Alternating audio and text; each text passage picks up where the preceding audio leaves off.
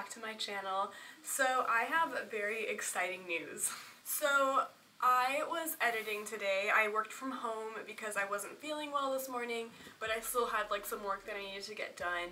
So I was just on my good old trusty 13-inch, you know, typing away, and then literally 13 separate times Premiere crashed. And this isn't the first time that I've had problems with like running multiple like Adobe applications at once, but like today was the final straw because within an hour it crashed 13 times. Normally when Premiere crashes, it'll ask you if you want to reopen it, and then it'll resave a copy of it that is basically like the recovered version of your project. So for example, the project I was working on was cleverly named Untitled, and if it were to crash, it would turn into copy of Untitled, right? So I had a file named copy of Untitled. So I literally lost my mind and I was like, this can't happen, this can't be a thing anymore, I need to get a new computer. For those of you who don't know what I do, I am a content creator and I'm also studying cybersecurity and information systems at UTSA. I use my computer every single day, like regardless of what I'm doing, like regardless of what day it is, like I more than likely will use it every single day. Prior to me becoming a content creator for work, I would only use Final Cut to edit my videos, and I would use Motion, and I think that's like the most intense thing that I would do. It's not too crazy, it definitely like demands a lot from your computer if you want it to, but like realistically it's just not that bad. But again, since having my new job, I use Premiere for everything. I use Adobe Audition, Photoshop, and Lightroom. Those are normally open at least once a day. So I was working on this video, and the 13th time it crashed, I wanted to cry, and I went ahead and hit up one of my friends, and I'm so excited. It is. I have no idea where it is. Here she is. This is like heavy, but we need that thumbnail. So let me tell you first off what I was using beforehand. So I had this is a 2017 MacBook Pro. This is the one that they came out with prior to fixing the keys.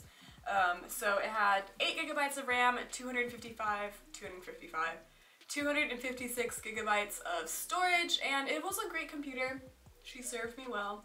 I'm just gonna sell her now because I no longer need it. Honestly, for most college students, if you're not doing anything too crazy, this is the perfect laptop, and probably like more than you honestly need. I would always recommend a MacBook Air if you're going to school, because I just don't think that you need a Pro for like day-to-day college work. But this literally went through Java 1, Java 2, it did all my labs with me. Like I've done so much with this computer. This is the reason why I was able to like really start pursuing like freelance work and just like doing content creation more seriously. So I'm so grateful for this computer, and I am kind of sad that I had to upgrade like size-wise.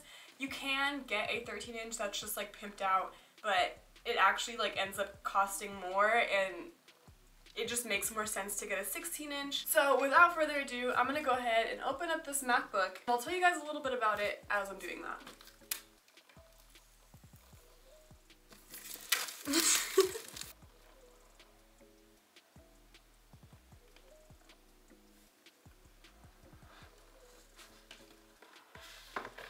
That's actually really hard. I'm like holding it and it's kind of heavy. Yay! So I did just get one of the base models. I didn't customize this Mac or anything because it was expensive as is. Also, these are just blue light glasses, but I really like the way they look. I don't actually need them to see. I know I'm that annoying person. Sue me. Anyways, so I ended up getting the base model of the 16-inch. I did not upgrade anything. I got the one with 512 gigabytes of storage, and then it also has 16 gigabytes of RAM, and that is the least amount of RAM that you can get on this laptop, which is amazing. Oh my god, I'm so excited. Oops. It does still have the i7 processor, which I'm pretty sure that it's actually... No, it's not the same. This is the box from my 13-inch. Comment below if you keep the boxes of your old Apple products. Like, I can't get rid of them. I have like an emotional attachment, especially if you resell them. I think it's good. So my 13-inch had an i5, and this has an i7 with a 6-core. It has a 2.6 gigahertz 6-core Intel core. How many times did I just say core? It has a 2.6 gigahertz 6-core Intel core i7 with 12 megabyte shared L3 cache. Turbo boost up to 4.5 gigahertz. That's pretty cool.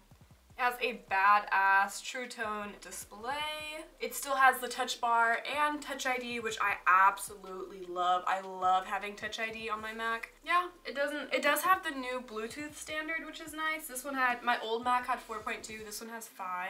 And the biggest thing with Bluetooth 5.0, I just said 5, but 5.0 is basically that it like quadruples the length of space that you can be away from your device, which is great because I love walking away from my laptop. I always use my Beats and I'm always like running around. It has the same Wi-Fi standard. I guess those are like the biggest things. So RAM, the processor, obviously the graphics card is super upgraded. This one has the AMD Radeon Pro. So my new one is gonna have the dedicated graphics card, which is perfect. I really need that for all of the editing. I just really value being able to process that footage faster. I'm excited to not be waiting 45 minutes for things to render. Yeah, it's definitely obviously so much heavier. How heavy are you? So this is 4.3 pounds and my old one was 3 pounds. So it's like 1 pound more roughly, and it's not too bad. Again, I am kind of sad that I had to like upgrade size because I love the 13-inch, but it just makes sense like for everything that I'm doing with it. So this is just a quick overview as to why I personally got the newest MacBook Pro. I'm not really gonna dive into specs and things like that because I'm not the best at explaining that. I'm just more so giving you like my personal practical use as to why I decided to get this machine. I hope that you guys enjoyed watching this quick little unboxing, and what are the odds? Literally, what are the odds? I hope you guys enjoyed this quick little unboxing of my new MacBook. I still have another video planned for this week, but this is just a little extra because I wanted to film this whole process to have it to look back on. I did the same thing when I got my iPad. I made a video that was like why I decided to get the new iPad Pro, and yeah, here we are. Again, thank you guys for watching. I will see you guys in my next video. Till next time, bye.